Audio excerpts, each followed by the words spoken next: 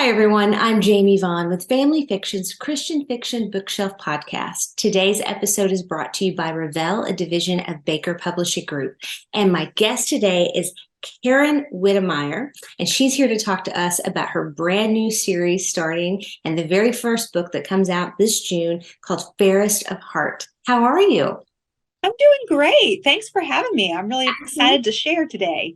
Good. So I'm very excited to hear all about this. So Fairest of Heart is your very first book in the new series called the Texas Ever After series. That's So right. I would love to know how it all came about and how fairy tales are kind of woven in there. Well, like many people, probably, I grew up watching all the Disney fairy tales, Mhm. right? And I, Yes. I remember not only watching the movies, but my mom gave me those little records that I had my own little Fisher Price record player. And I Yes. had Yes. the little storybooks and you could sing along with the songs. And so from the time that I was just a really young girl, I just loved fairy tales. Mhm. And that never really went away because even when I grew up, I still was really drawn to the romance genre. That was my Mhm. favorite thing to read. And really that builds off of the whole fairy tale ideal. So I knew at some point, even though my romance stories always kind of have that fairy tale-esque element to them, I really wanted to be intentional and do an actual series of retellings. And so this was really a lot of fun for me to jump in and get to do. Yeah. So can the readers read the books out of order, or do they need to read from start to finish? So this series is a little bit different than most of my previous series. There's not a set of characters that carry over into each story.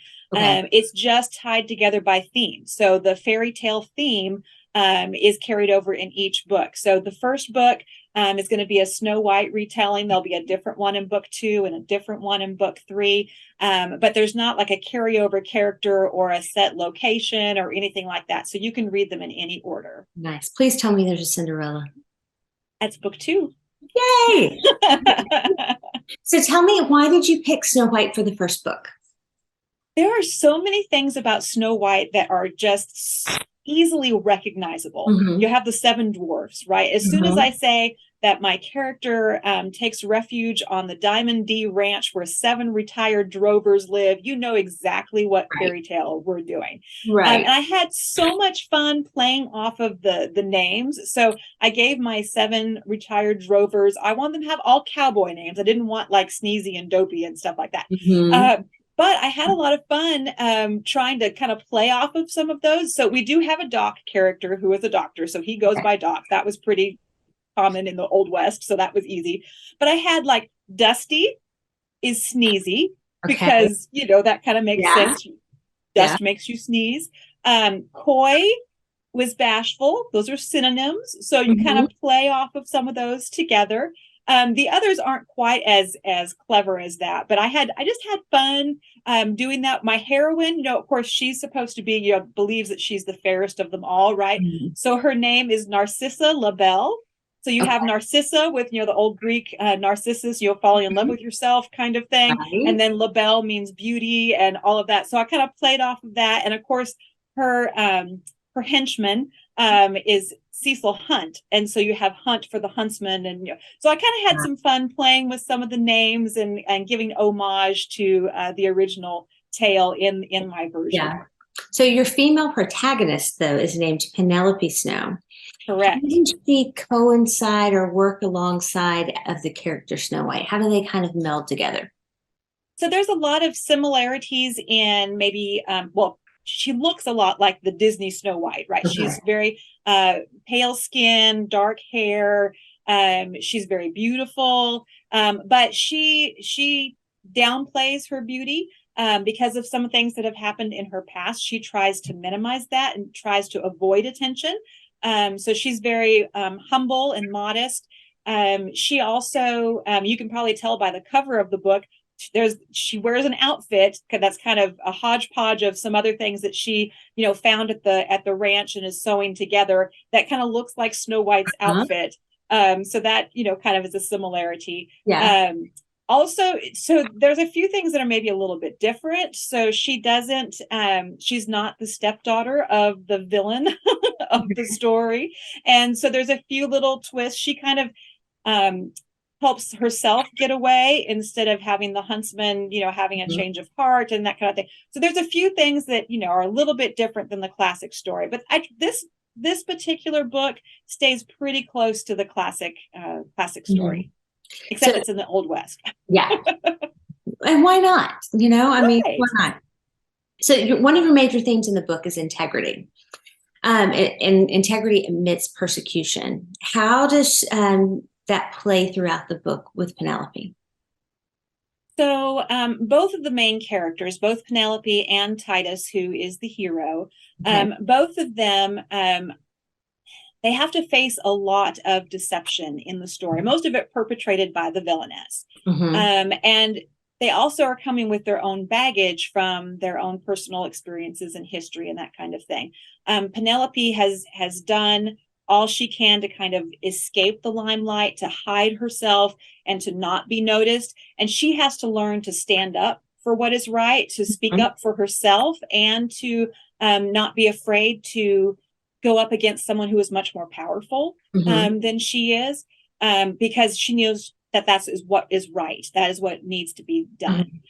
Titus is coming from a place of prejudice because of things that have happened in his past. And so he has to overcome that prejudice in order to see the truth instead of what his prejudice is expecting that he will see. And so they both have to kind of learn to do what is right, but also to seek truth separate from their own misconceptions and things that they are coming from with our, and we all kind of have to deal with that. We have our own hurts, our wounds, things that have shaped us, and sometimes it's difficult to set those aside and be objective and have the courage to do what's right, even when it feels like it's putting us in a vulnerable position. So when the reader finishes the book, closes the last chapter, what do you want them to take away from it? I want them to be smiling because they really enjoyed their time in the story. And I want them to come away with this feeling, not only just that love conquers all in a romantic way, but I think part of what makes that fairy tale truth timeless is there's something I think deep inside of us that resonates with that. When Christ died for us, love that he showed overcame all, right? Everything. He won the victory on the cross. And even for people that aren't believers, I think there is just something that God puts in all of us that recognizes that is truth.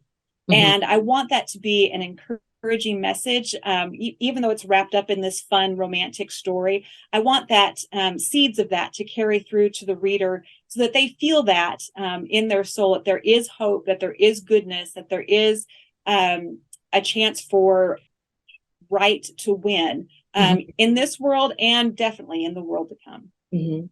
So what's your favorite fairy tale? My favorite is Beauty and the Beast. Shocking that a book lover would love the heroine that falls in love with the giant library. Right. She fell in love with the library before the hero, I just have to say. Very true. So, and there's something about a wounded hero that tugs at my heartstrings. So I've always loved that story. And there are hints of that in several of the books that I've written in the past. So I have a lot of fun with that one. I have to say, I do love the fact that you had the Disney books on record, because so did I. And my sisters look at me like I'm crazy when I tell them that. And like, it's a record. What? Yeah. Yeah. But I still have a lot of the records. I don't know where the books are, but I still have a lot of those records. So I wish I did. I remember at some point, when I went off to college, those disappeared. I'm guessing probably in a garage sale somewhere. Looking back, I was like, oh, if I only still had those. I can still hear that ding. Turn the page. So there's 2 more books in this series. When do they come out? When does Cinderella come out? And when does the third one? So book 2 is actually a little more of a twist on, so it's more of a Cinderella story. Okay. And we do have an official title, If the Boot Fits, which, is perfect for it being from his point of view. And so that's fun. I think I'm checking my notes. I think that one's supposed to come out March 12th of 2024. And then book 3, I think, is scheduled for late fall, probably November, December of 2024 as well. Okay. All And right. I've just started. I think I'm like 2 chapters into that one. So Okay. Are you going to tell us who that is, or are we keeping that a secret? well, this one, book 3, is going to be a little bit different. It's going to be a mashup of Little Red Riding Hood and Sleeping Beauty. So it's going to be a little bit different than the first 2 that were kind of straightforward classic fairy tales. This one's going to be a little bit of a mix up. Well, I'm so excited to read these. Thank you. You are so welcome. I love the idea. I love fairy tales. I love Disney. I love the fact that you've taken it and done this super creative twist on it. So I can't wait. And everybody go to your local Christian bookstore in June, pick this book up and pick it up wherever you shop locally. And we are so excited. Karen cannot wait to see what happens with this. The Fairest of Heart is out in June. Thanks so much. Thank you.